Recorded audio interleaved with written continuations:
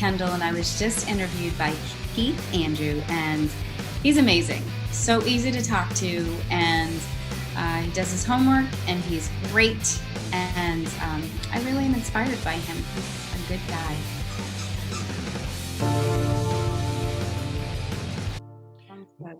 Ladies and gentlemen, my name is Keith Andrew, and you're watching the Keith Andrew Network. That's right, you're watching the one and only Keith Andrew Network. I'm here with Julie Kendall. It's an honor and privilege having you back on the show for a second time, and thank you for being with us. Thank you for having me. The honor is all mine. You know, for people who want to know why we're all dressed up, you know, this whole month of October is a Halloween theme. So everyone gets to dress up, dress down, dress however they want for the whole month in October. Not just October, you know, for also Christmas in December, and because it gets born in January, you get to dress up very Christmassy or whatever holidays you celebrate in December and January. So my favorite time of the year is Halloween. You get to wear a costume. Christmas and New Year's, you get to continue the Christmas theme. And it's just something nice and something different to do, to be honest. Yeah, it's a lot of fun, right? I mean, that's part of what makes October such a spectacular month. Of course, my birthday's in October, so it's even more spectacular. But and then the leaves changing is not too bad either. It's a really beautiful thing to be able to experience. I don't know where you are based out of, in the Northeast, right? Yes. Okay, yeah, and I'm in Atlanta, and it's already starting to change a little bit here. It's beautiful. Likewise, you know, the leaves are already falling down.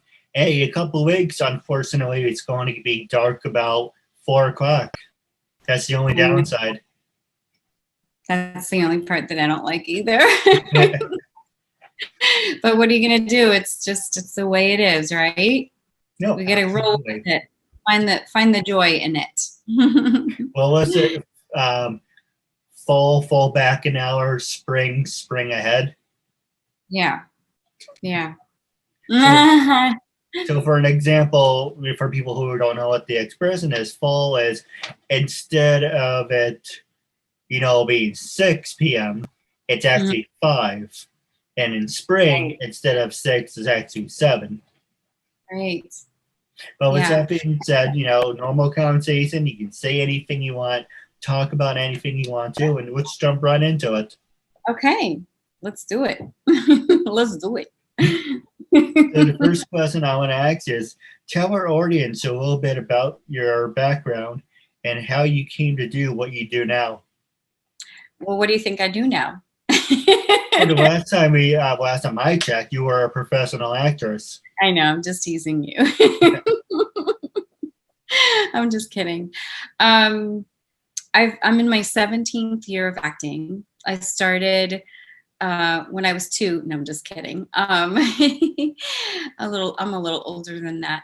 But I started 17 years ago out of just kind of a fear of speaking in front of people. And I got a very clear message that directed me towards acting. And I've grown to fall madly in love with it. It's one of the things that I think I'm meant to do. There's other things too, but that's like one of the main things that I believe that I'm meant to do. I don't know. I just love it so much. I feel like I'm at home when I'm doing a scene, when I'm working on a character, even when I'm auditioning. You know, auditioning can be very grueling.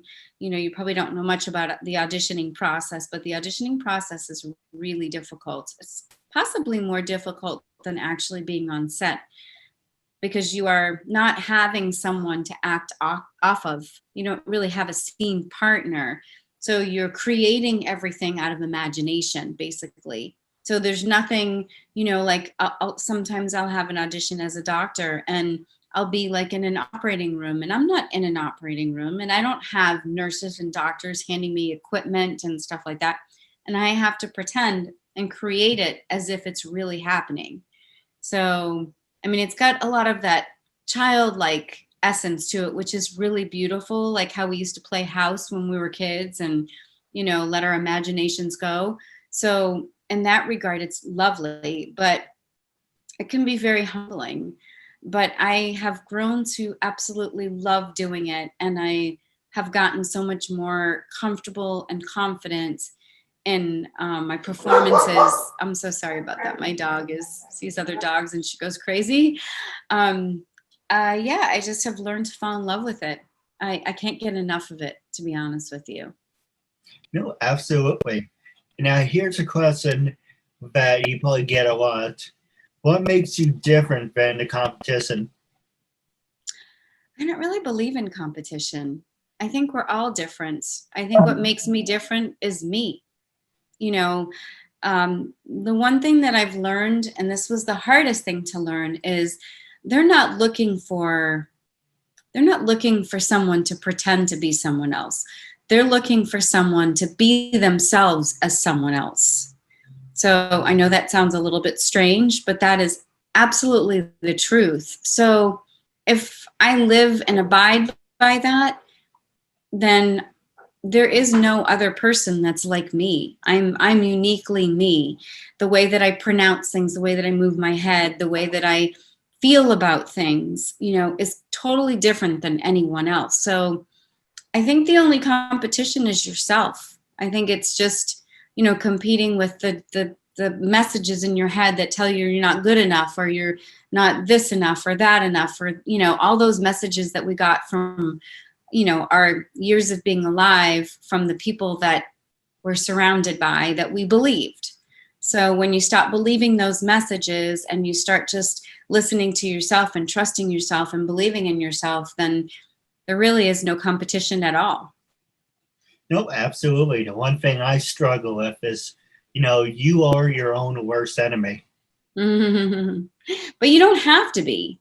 You don't have to be. I've learned something very important as I've gotten older. I've learned that you're only your worst enemy if you allow yourself to be your worst enemy. You have a choice about how you think about things.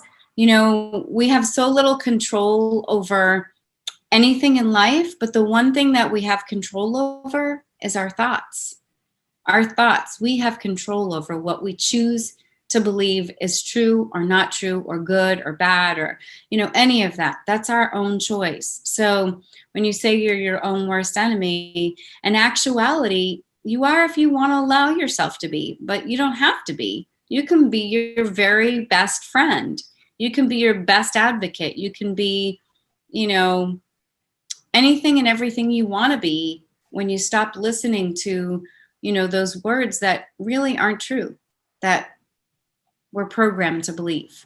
No, absolutely. You mentioned in the beginning about characters you're playing. Right now you're dressed as Marilyn Monroe, so you're putting like a face on. Sometimes, for people who know me, Keith Andrew is my first and middle name. So I kind of feel like I'm not putting a front on, but I feel like Keith Andrew is more like a character that I created for myself.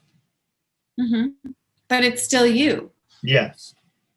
Right. You're still you. It's not like you're pretending to be someone else. No, right? Absolutely. You're still you in a character. So, I mean, that's the hardest thing for people to learn, I think. I think actors, if there's any beginner actors out there watching this, or actors that are really struggling, I think that when you finally let go and recognize that, you are your best quality. Your uniqueness is your best quality. So we have to always just love ourselves for who we are and how we show up in the world. No, absolutely. For a perfect example, Robert Downey Jr., he may play the guy in The Judge, or people may know him as Iron Man. Of course, he's cocky and arrogant, but he doesn't always walk around, saying, I'm Iron Man. It's not like Michael Keaton, that spontaneous when he talks, like, I'm Batman. It's like these people play a character. Yes, they could have fun with people and say, yes, I'm actually, Tony Stark in my off days. I fight crime, but there's a fine line of, okay, I'm just messing with you, to, okay, maybe this guy's taking his job a little too far, too realistic, or too serious. Mm-hmm. Gotcha. But the next Yeah. question I want to ask you is, what is coming up on the horizon for you, and where are you heading to next?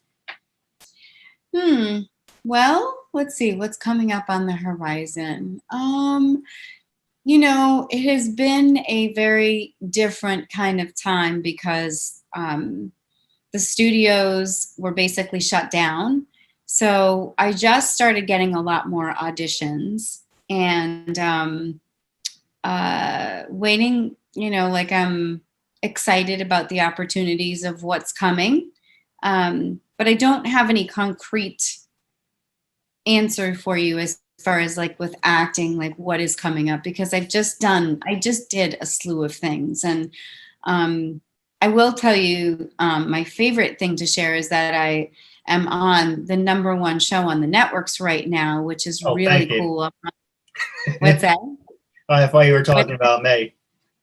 Oh, yes, right now, right this second. Yes, I'm on the #1 show. Yes, for sure.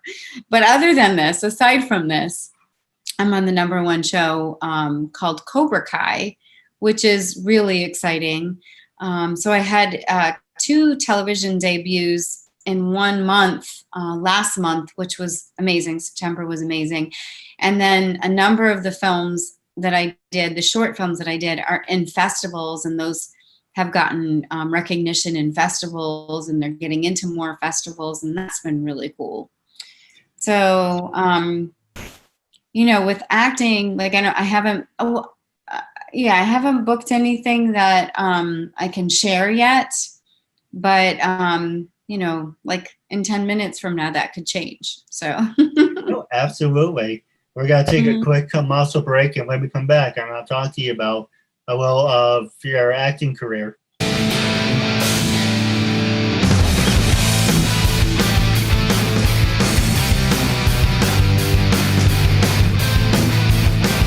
I'm Anastasia Edwards. Hi, this is Jackie Nunez. Actress Becky Hayes. Hi, I'm Lily Rose. Hey there, I'm Saki Mieta. Hi guys, I'm Alexandria Denise, and you're watching Keith Andrews' show. He's doing a terrific job. Make sure you like and subscribe, and stay tuned for more awesomeness.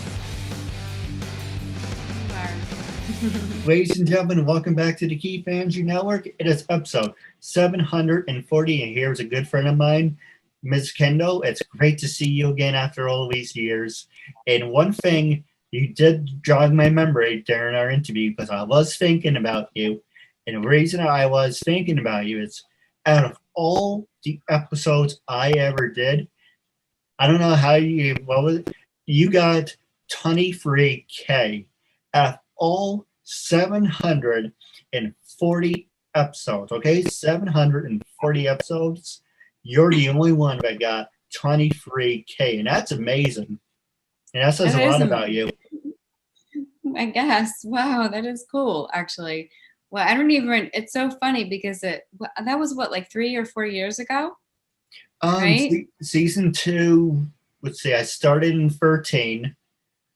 That had to be at least 2014, 2015, so about 5-6 years ago.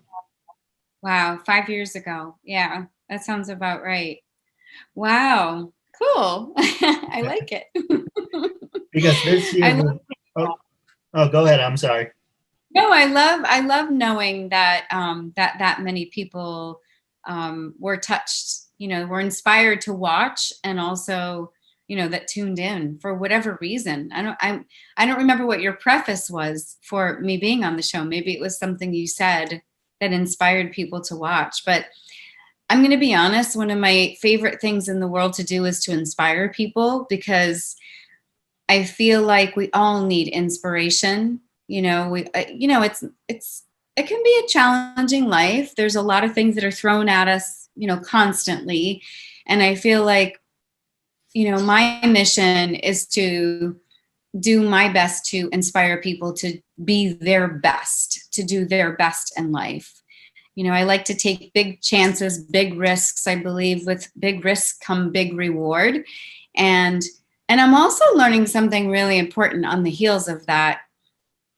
I no longer do things to have to necessarily have an end result other than to have fun and inspire people. That's my rationale for doing things now. At one time I thought, oh, I'm going to be an Oscar-winning actor, like that was my goal. But I don't find that to be helpful, because there's always like this desperation and you forget about like what's going on right now. And the journey is the most beautiful part of the ladder we climb. It's the most beautiful part. It has so much richness and so much life and so much fulfillment. And so many of us ignore the journey because we have to focus there. We're so focused on the end result that we forget about the journey. No, you're absolutely right. Yep. My friend Scotty said to me, it's not, let's see, how did he rephrase it? He said, it's not the destination that matters, it's the journey. Yeah. It's so true. It's so true. And I encourage people to really stop every single day and think about everything that they've accomplished in their life, everything that they have in their life, everything that they have within themselves, because I think about like this body that I am in, that I was fortunate enough to have been given in this lifetime. I think to myself, wow, how lucky and thankful am I that I got to live in this body with this heart, with this mind, with this talent, with this, whatever it is that I recognize that I have. I go through like a list of all of that every single day. So I can be living in the present and not thinking about what I don't have and not thinking about what I didn't have. So anyway. No, I agree. Going back to now you have me thinking, because this June will be 8 years. Mm-hmm. Going back to 2014, I made a comment, or I said, I don't want to wait 7 years. When I first started, 7 years is going to be a long time. But if you could have told me since 7 years ago, it's 7.5 years ago, but this will help you be a better person. It will help you open up and express yourself, and it will be beneficial. Then yes. But a lot of people say, oh, well, it's been 7.5 years, and if you're not famous, it's not going to happen, or it would have happened already. But look at this. Mm-hmm. People who became overnight sensations, call it McCulkin, whatever how you pronounce his name, Miley Cyrus, Hannah Montana, same person, Hilary Duff, they all got the rocket ship right out the butt and, became big stars. But what they all have in common, even Justin Bieber, what they all have in common is occasionally they self-destruct. So it doesn't matter if you become a household name, you think you're all that, as fast as you go up, it's as fast as you're got to come back down. So if it takes me a long time to get where I'm doing, then you know what? So be it. At least I'm making a solid foundation, because I don't want to be a one-hit wonder. But the one thing I do want to tell you about, going back real fast, talking about the past, is when I interviewed you, I actually said my catchphrase was, and of course, no one told me I should have fixed it at the time, unless they did. At the time, my catchphrase was, if I can remember, Jesus, something about turning myself into an example for people out there, turning myself into an example for people deaf, blind, or in a wheelchair. Of course, my dad and my brother said to me, well, you sound hypocritical. What do you mean? Well, you're not deaf, you're not blind, and you're sure as hell not in a wheelchair. So how are you an example for that? So I said, fine, I will come up with a new expression. And you never heard this before, unless you saw my episodes. The whole point of my talk show is to show people that even with having a learning disability, I can still amount to something. And at the same time, I'm able to turn myself into an example for people out there dealing with any types of learning disabilities and disabilities to never give up and prove people wrong. Prove to them that labels do not dictate who you are and who you're going to be. Prove to them you can still amount to something. So hashtag break the labels. That's the message I should have done from the very beginning. Yeah. But hey, you know what? You're doing everything yourself. You're gonna hit some roadblocks, or some hurdles here and there. It's about how you overcome it that says a lot about your character. Absolutely. And I remember when we talked last how proud I was of you and how excited I was for you for doing this, because I think I told you that my youngest sister is special needs, and she's one of those people that they say you can't do this, and she says, what are you talking about? And I love that. I think we go through life, people want to label everything, and I think we have to not listen to those labels. I think we have to understand that we have some things that we have to work around, but I don't even believe in limitations. I believe that our limitations are here, only here, because like you said, against all odds, you have a successful TV show.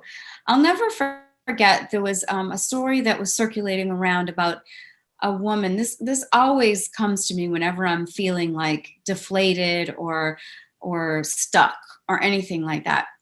There was this woman that was paralyzed from the neck down, and instead of becoming completely depressed and giving up hope, she became a famous artist. She drew with her teeth. And I remember she used a pencil and she drew with her teeth and created beautiful artwork. Now, I mean, if that's not an example of not listening to anyone about labels or limitations, I feel like we listen too much to other people. And it's like a comfort for them to put a label on something. The doctor tells you have this, or you're this, or you're the other thing, or your teacher or your mom or dad tell you that you're something. But it's up to us to say, no, that's not true. I am so unlimited, and my potential is limitless. So I agree. I think we need to just focus on what we can do instead of what we can't do. I think we have to take the word can't out of our vocabulary, actually. I catch myself all the time when I hear the word can't. Like if I use it, I will like, oh, no, let me change what I said. I'm going to reword that. That's what I usually do. And when I hear other people doing that, I actually stop them and say, don't say that word. That word it doesn't serve you well. So anyway, you wanted to ask about some stuff. You wanted to ask about some TV shows or something, right? Well, I do have a couple questions for you off the air. Wrapping up our talk show and going real fast, you were a part of some great films. You were a part of Cobra Kai. You were part of Under the Dome.